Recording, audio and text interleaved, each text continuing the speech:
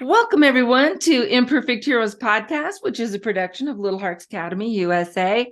And I am so excited because I've got this amazing guest. We're talking about empowering kids. And if you like what you hear, I want you to, if you're listening to the podcast, leave us a rating and review. If you're on YouTube or Rumble, go ahead and hit the like and follow. And leave a comment. I'd love to hear what you think, and I'm sure Carol would as well, of what you think about some of the things that we have going on. So be sure to do those things as you're listening in, and we'd love to hear that. So my guest today, her name is Carol Rudd, and she just has so many amazing insights. And Carol, why don't you talk to us a little bit about what you got going on? Okay, thank you. Yes, I'm Carol Rudd. I own Healing Choices Oasis. And I originally had been just a massage place. Then I developed into teaching Qigong for adults and kids and offering programs for adults and kids with breathing problems and or anxiety. So I have a lot of things under my umbrella, but it's all about choice for me. It's all about making sure that everyone knows that they have choice, but with choice also comes responsibility. And so for me, empowering kids is about giving them the freedom to do the things they want, but also having that rope of accountability that says, okay, these are your actions. What are you going to do with that? And how are we going to manage that? And, so it's like, it's about empowering and then letting kids be kids, number one. I come from a perspective of healthcare, where kids who have a disease or an illness tend to be babied and pampered by their parents, and they need to be empowered to be the kids they need to be and take responsibility for their medication or whatever it is as soon as they're able to do that. I mean, I'm not saying let little kids be in charge of their medications, but let them be in control of it, those kind of things. Yeah. And I think when we've talked a couple of times already and gotten to know each other a little better, and I think I told you about, I have had a friend when we lived in Las Vegas, and he had a little 4-year-old boy. He's my friend's an attorney, and his son is 4. And I remember him talking to me just about how amazed he was at the accountability his 4-year-old was able to take on with his diabetes. So his son was type 1 diabetic, and he would give him the shots. And he said it wasn't long after he turned 4 that he said, Daddy, I want to do it. It's like, what do you want to do? I want to give myself my shot. And he's, oh, well, let's see. And so he said, let me first show you what we're doing. And so they talked about it. And so they got to a point, they just kind of gradually got there. But by the time we were talking, this little guy was just doing the whole thing at 4 years old. Well, probably closer to 4.5 around there. And he was giving himself his shots, and he just felt so grown up that he could do that. I mean, and so talk about self-esteem and empowering when we allow our kids to take on responsibilities. And sometimes, like this dad, he was there and they did it step by step, and this is first what we need to do, and this is, and they went through all of it, and Dad was there. And at this point, Dad was still there, or Mom, because Mom was probably there more than Dad was, quite honestly. But so a parent was there and watching them, making sure he did it okay, but he was doing it. And so Dad was proud too, as well as the kiddo. Yeah, and empowering is also letting and helping kids realize that if they have fears around something because of their illness or whatever, that talk about those fears and give them the choice to let them figure out, is this something that you want to do right now? Or do you, rather than saying, no, you can't do something, or no, you shouldn't do something because this might, and let them decide and help them decide, help them to motivate them to do things and support them on that journey. So it's a learning journey for both parents and kids who have sick kids. It's a learning journey for both. How do I manage my child, and how do I let my child still have the freedom, that comes with the choices that they can make. So Yeah, exactly. And I just really believe that kids are so much more capable than we give them credit for, right. in so many cases.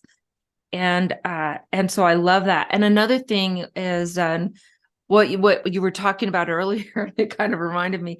I had a student, and this family has 4 kids, and I taught all 4 kids in the family, and we're still in contact. And yeah, I just love these guys. But their third child out of the 4 was born with a heart defect and a blood disease on top of that. And so, and just he's so tiny, so small. And so he came into kindergarten. He looked like he was about 3, maybe, just a little teeny guy. And he had to have this backpack that he wore all the time because there was a medication, a pump, and he had a stent that went under his clothes straight into his heart to Yeah. deliver the medicine straight into his heart. I was in a panic all the time just because I was afraid he's going to bump it or pull the stent would come out, or it never did. But I just had this vision, of it happening. But when he was born, the doctors told his parents that he probably will make it to maybe 5. We're looking at a lifespan of about 5 years. And so of course they're devastated and heartbroken, but if he only had 5 years, they just wanted him to have fun, to be happy, to have as many experiences as they could within those 5 years, and they just let him have his way. They didn't discipline him. He's like, you go do you and have fun. Well, he's in 6th grade now.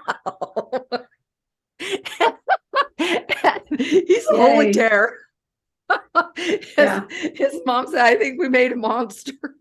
Yeah. And so, he's a challenge, because I think I had a connection with the family. I'd been to his 2 older sisters, they're Catholic. And so they invited me to the baptisms of his sisters and stuff. And I went there. So we had a deeper connection, I think, than a lot of teachers do. And he was fine with me. I could just say, no, not doing that. But later on, and 1st grade was just down the hall, and I could hear what was going on. And so sometimes you bring up such a great point of even if there is a disability or something going on, part of that feeling more normal is having normal boundaries, normal expectations, normal, Yes. all of those things. And instead of having this kind of a free fall, and I know these parents meant well, they're great people. I love them. But, now it's like, what do you do now? When they get the call from school. And he's fun. I enjoy my time with him when I get to spend time with him. But, and he's hysterical. He cracks me up. But, but I think, and when you hear about kids who have handicaps, and their parents didn't let that, no, you're still going to do this. No, we're still doing that. And you can do this, you can manage this. And those are the kids that grow up to be really empowered because they weren't overly babied. Does that make sense? Yeah. Yeah. And and that culture probably may have changed since I was a kid. I was a sick asthmatic kid, and I was held back from a lot of things. Didn't go roller skating, didn't go ice skating, didn't have a lot of experiences because I was always sick and told I couldn't do that. So I don't know if the culture today has changed that much, that the parents are now more aware and willing to not baby their kids, but I think it's still there. I think there are some people who may consider that, we have to keep him safe. We have to protect him and or her. And giving that freedom, there's a responsibility too. So there's that balance, and finding that balance. And that was a good example you gave with that young kid that had the backpack. I'm like, my little guy. Yeah. Yeah. So we know at an early age that kids develop their core beliefs and things at that early age. So because of that, he has a whole different perspective on how he should be treated by people. And he can be more demanding because of it, So we are all totally human, and we as parents have to you know, walk that fine line of giving our children freedom and then also giving them the tools that they need to be good or right human beings, you know? So, Exactly. Yeah. yeah, Yeah. And anyway, it's kind of fun. But then as you were talking too, and we talked about how we need to empower our kids who have what are their health issues or disabilities or neurodiversities, learning differences, all of those things. But we also need to do that for our typical, I'm doing air quotes here, typical kids. yeah, of course. And because a lot of times, and I've said, as a kindergarten teacher, you see so much, and Yeah, it's so much fun. And but seeing kids who are really ruling the roost, or they are not allowed to do anything. So I've seen in kindergarten, those little parking, the little cement bumps that they put so you don't put your car too far or whatever, or just even jumping off of a curb. And I've seen parents, kids want to walk on those and jump off things. And no, you might get hurt. I don't want you to get hurt. Like, that's 3 inches off the ground. What are you doing?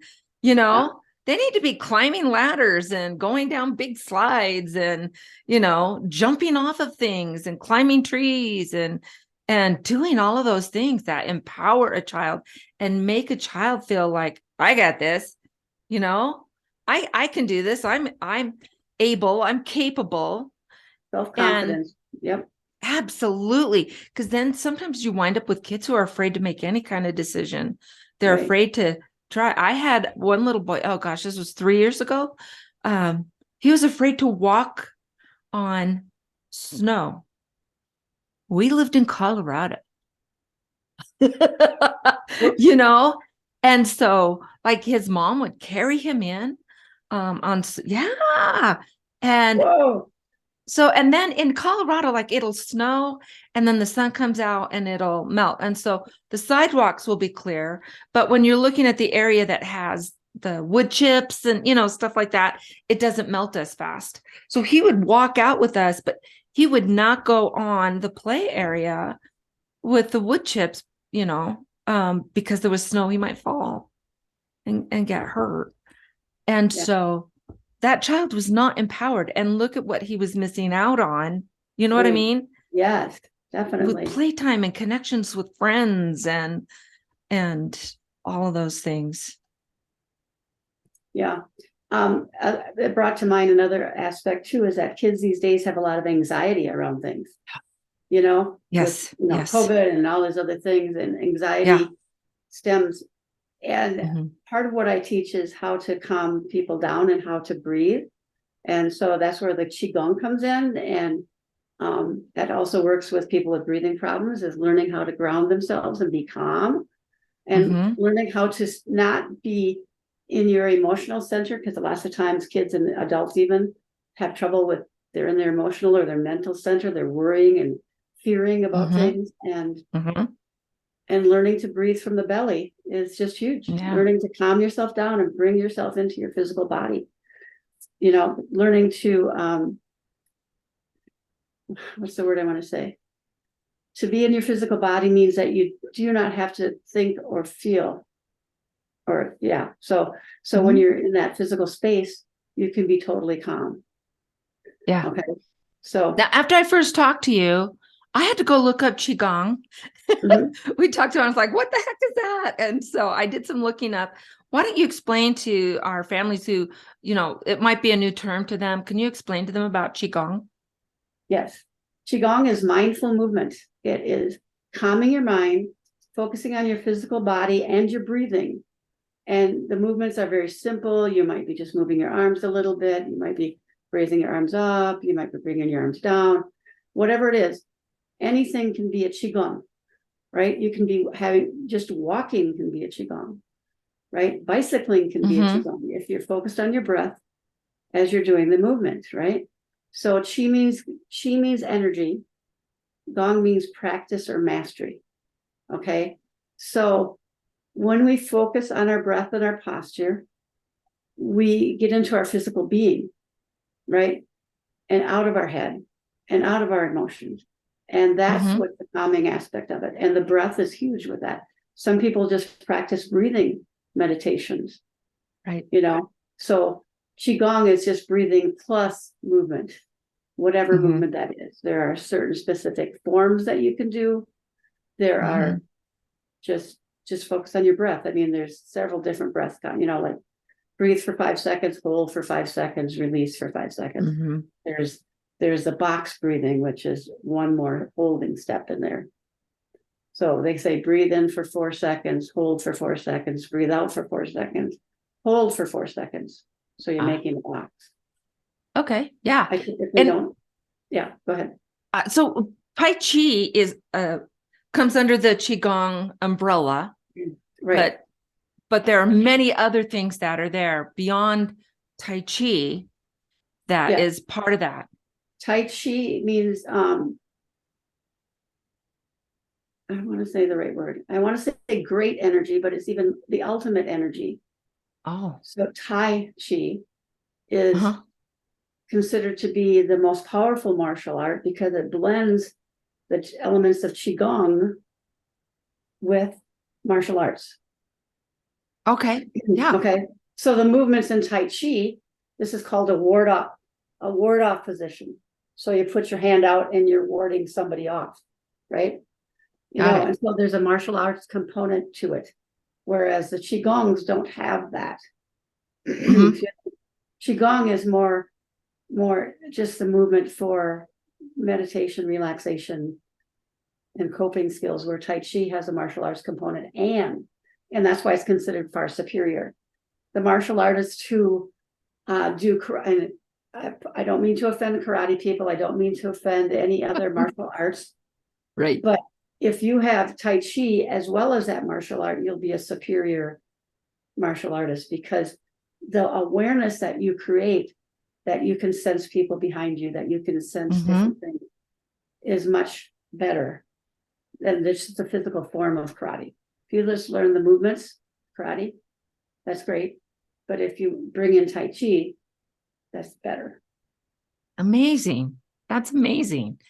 So one of the things that I really loved is I've gotten to know you better, and we've had some great conversations. But one of the things is how you help children who are having an anxiety, a panic attack, they're fearful of something, and the way that you help them, kind of work through it. Can you help our listeners and our watchers now kind of go through that process, and how would you help your kiddo? Yes. So it's all about the breath. So I tell kids, when I was a respiratory therapist. So I'll throw that in there. Should I tell my story about the little asthmatic girl? Yes. Yes. Okay. So the little asthmatic girl was in the hospital because her asthma had flared, and her mom was there with her, and we were giving her breathing treatments. And when it got done, I just said to her, I said, whenever you start to feel short of breath, I want you to take a breath in and open up your chest, and you can spread your wings like a butterfly, right? But the cool part is you don't even have to move, like if you're in a place, you don't have to move those wings physically. You can just imagine that your wings are opening up. Okay. So breathe like a butterfly and fill up your chest. That's one way. For little kids, I like to do that. Yeah. But for older kids, I want to tell them about breathing from their belly and allowing the energy fill their lower belly.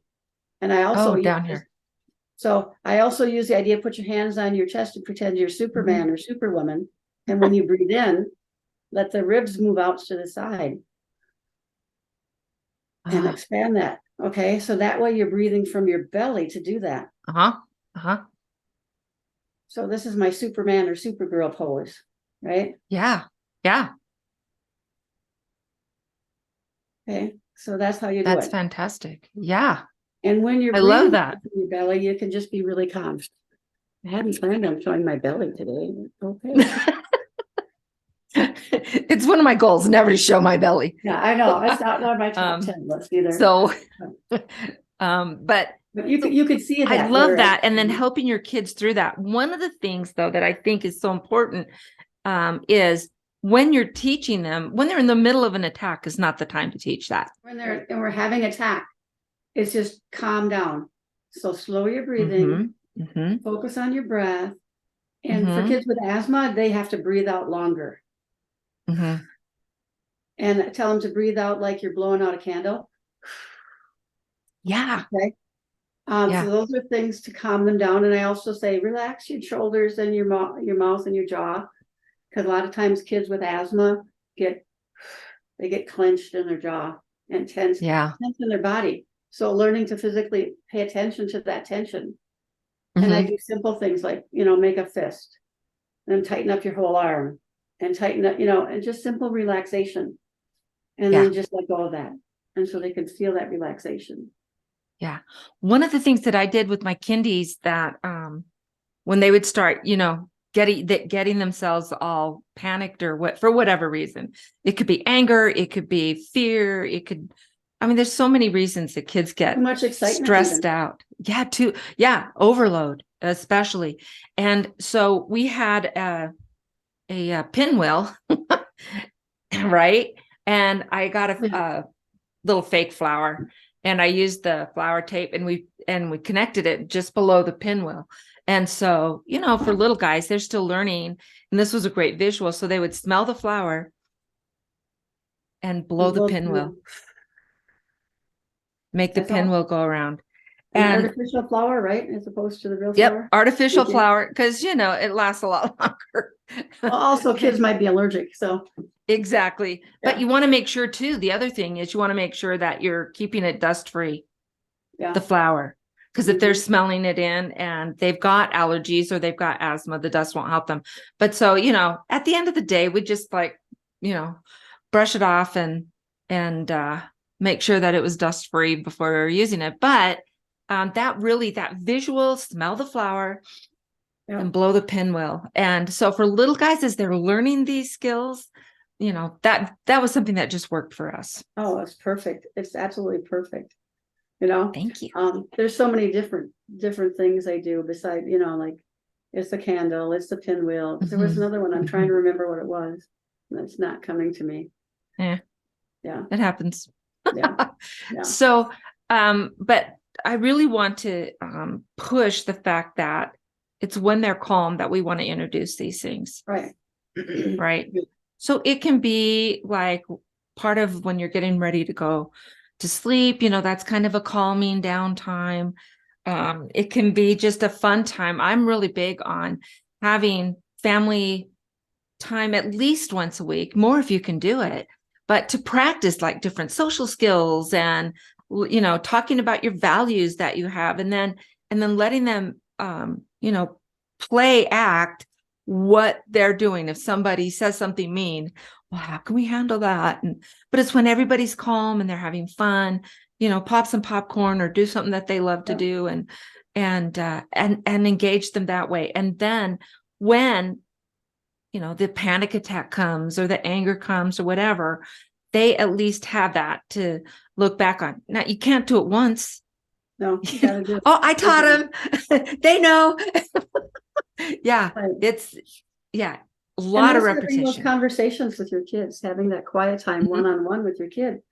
And another really cool thing to calm anybody down is touch. Massage their back. Pet them. That sounds like a trick. But calm them down. That's a good thing. And you mentioned this earlier when we were first talking, but giving them choices too. I can see you're super stressed out, buddy. I get it. Or sissy, whatever. Do you want me to sit with you? Do you want me to sit with you? Or do you need to calm down over, somewhere else? Right. And I know so I have 5 kids, and number 3 of the 5, she's got 2 kids of her own. Her husband's just amazing. I love this guy, but their oldest boy, well, they have 1 boy and 1 girl, but their oldest, he could kind of struggle with getting upset. not overly so, but enough that it was hard for him to calm down or whatever. And I remember I was visiting, and Peter was saying, yeah, buddy, I can see you're upset. We can't deal with this until we calm down. So that's fine. Do you want me to sit here and help you calm down? And they had like this little nook, in their dining room. And it went clear to the floor. And so they put some pillows and fun things there. And so they call their calm place. And so he said, do you want to sit here with me? Do you want to go to the calm place? You can go to your bedroom, because he would like to be alone. Would get embarrassed when he would get so stressed out. And so I'm watching, and he told his dad, I want to go to the calm place. Okay. And so off he went. And about 2-3 minutes later, he came back in and he said, I can talk now. And this kiddo's 7 now. He was, I don't know, 3 or 4. I mean, just a little guy when I saw this happen. And what I loved was that Peter said, hey, you did it. I'm so proud of you. You turned this around all by yourself, and so recognizing what he and saying, you turned this around. You went and sat down, and I am very happy. Now let's talk about, and he didn't overly do it, but then he said, now let's talk about what we can do. And then they had a conversation, came to an agreement, and yeah. And so I think that's a big part of helping kids calm down, is when you give them the choice of how they choose to calm down. Do you want me with you? Do you want to go by yourself? And choices really they help us as adults calm down. We tend to get really upset. Oh, really? Good. I was just thinking, I got to use that with my husband. No.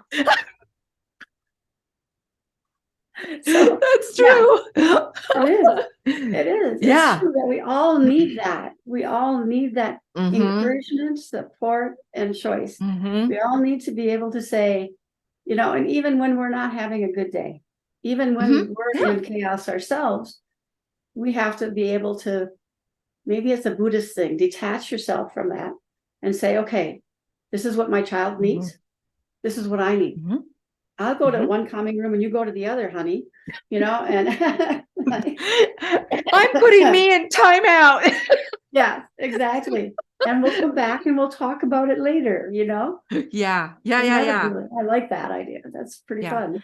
Yeah. Well, and I think too, is instead of shooing them off, you're in a timeout, just say, yeah, I see you need to calm down. We've got these options. Yeah. Now, which one do you choose? And so now it's like they're choosing, to go and do their calming down, rather than I'm being forced, Exactly. to go somewhere. That's what's so empowering. That's what you need to do with your kids, to empower them to make the choices that are right for them. Yeah, absolutely. Dictating to them. Yeah. I had a little guy in my class. This is my last story, I promise. But and he had some big emotions. He had been adopted at, I think, 18 months, 2 years, and had a very traumatic early few years, very traumatic. And so he was struggling with a lot of his emotions and social but he was trying, he wanted to, but you don't always have that control when you're 5. And so he was sitting in class in a circle time, like you do in kindergarten. And one of the specialists, I think it was the social emotional specialist, she was being observed by her supervisor, because they had to have observations. And so this little guy was sitting by, there was a chart, that was kind of close. And he was so distracted by that chart and playing with it. But then he was doing it to the point where it was bothering other kids were noticing. And so I went over and sat by him and said, hey, buddy, it looks like this is a hard place for you to sit and pay attention. Can you think of a different place to sit where you can pay attention to Miss Katie? And he's like, yes, I can. And that cute little voice. And so I said, okay, do you want to take, we had little sit-upons that they sat on. And I said, do you want to take your sit-upon? Yeah. So he went, took it, found a place, and paid attention the whole rest of the time. And it was kind of fun because the supervisor was like, that was brilliant. Yep. But I Yep. think too, instead of saying, hey, you can't sit here, go sit over here. We Yeah. tend to do that when our kids aren't, whether we're a teacher or a parent, if the kids are doing something that they are distracted or it's annoying or whatever, we tend to boss them around and you're going to go here. Yep. And instead of, hey, I think this is distracting to you. Can you come up with a solution? The other thing is it's so shaming. I will just say this, it's so shaming to kids too. Like, oh, you don't pay attention, and then you get framed as that. Mm-hmm. When I was Yeah. in kindergarten, I was told that I couldn't tie shoelaces. So I failed shoelace tying in kindergarten. Right. And so I was teased about that a lot, but not that it caused me any dire life-threatening harm. But it's like those things are formed early in life. Right. Those core beliefs about yourself are, so do the thing by giving choices and allowing them to make them. That's honoring and respecting them as a human being. Yeah. And it's also honoring and respecting yourself too, because you don't have to be what's the word I want to use? The taskmaster. You don't have to be ever controlling your child's life. You get to let them have choices. As long as they're following safety, that's going to keep them safe, Right. Well, and when you give them choices, they're going to be choices that you can accept within the boundaries, Right. It's like, you're going to be nice to your sister or you're up in your room for the rest of the day. Well, so the kid's like, I like being alone anyway. I'm going up to my room. Yeah. Right.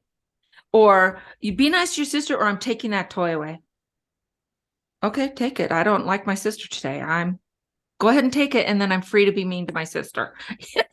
It's make sure that the choices you're giving are within the bounds of what you can accept. So anyway, Carol, let's talk for just a second about how our listeners and followers can get a hold of you and learn more about how to use that breathing and how to empower kids. Yep. My website is still under construction to some degree, but there'll be new things coming. It's www.healing, HEALING, choices, oasis, OASIS.com. Mm-hmm. And great. So the choices has been a big part of my life. And so that's my business. It's all about healing choices. I love it. I love it. And now, are you on the socials, Facebook, Instagram? I'm on Facebook. You can look me up under my name, Carol Rudd, or under Healing Choices. Okay. I think that's you'll find me that way. Awesome. Awesome. Yeah. Well, we're going to have all that information down in the show notes, everyone. So if you are interested and want to learn more, just scroll down. You can click on the links. And while you're, down messing around, why don't you give us like a 5-star review? Tell us how awesome we are. And please leave a comment. We really do want to hear your thoughts about what we're saying, what ideas that you have to share.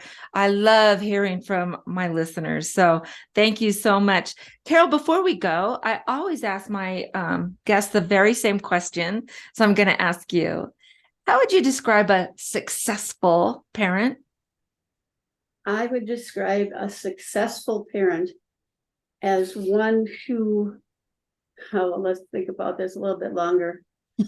First off, I say by the children that they have, that the children that you see, the children that are calm and that are thoughtful and also creative and joyful and living the life of a happy kid, that they don't have those restrictions, but also the parents are also not haggard or not run ragged because they're always trying to do or be something for.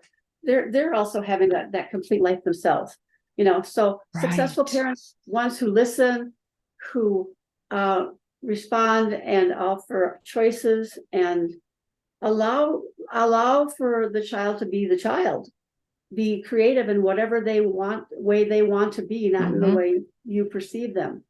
So yeah, you gave some really good examples. The parent who was asked if the kid wanted a timeout in the common room versus the bedroom. That was huge. I mean, it's like, I wish I had parents like that, because I didn't have those kind of parents, Yeah, that So wasn't the it's like, culture back then, but I I think we're know. so much better off with what we're doing, Yeah. So here. the family you see that is joyful and happy and connected and working together as a family, that's successful parenting. Yeah. Yeah. And I love what you said, parent the kids that you have, right? Not the kids you wish you had. So, and the truth is you get the kids you need. Exactly, because we're all I here to truly learn. believe that. I do too. Yeah. Yeah. I We do learn too. They're so the much from gifts. our kids. Our challenges are our gifts. Yeah. Oh And yeah. opportunities for There's always the blessing in there. Always. So Carol Red, thank you so much for spending this time with us. I really appreciate it. And for those of you who are watching, once again, I'm going to tell you to leave a rating and a review. And if you do that, and I can catch it, or you can just email me and tell me, or get on socials, whatever, say, I left you a rating and review. I have my new book. It's called Living in Kindness, where we talk about 5 different areas of kindness, things that you can do to make them more a part of your daily life and a part of your family traditions. You can get that for free. I know I'm bribing you, but that's okay. And leave us a rating and review, and I will make sure that you get that digital copy. So until next time, let's find joy in parenting. Bye, everyone. Bye. Thank you.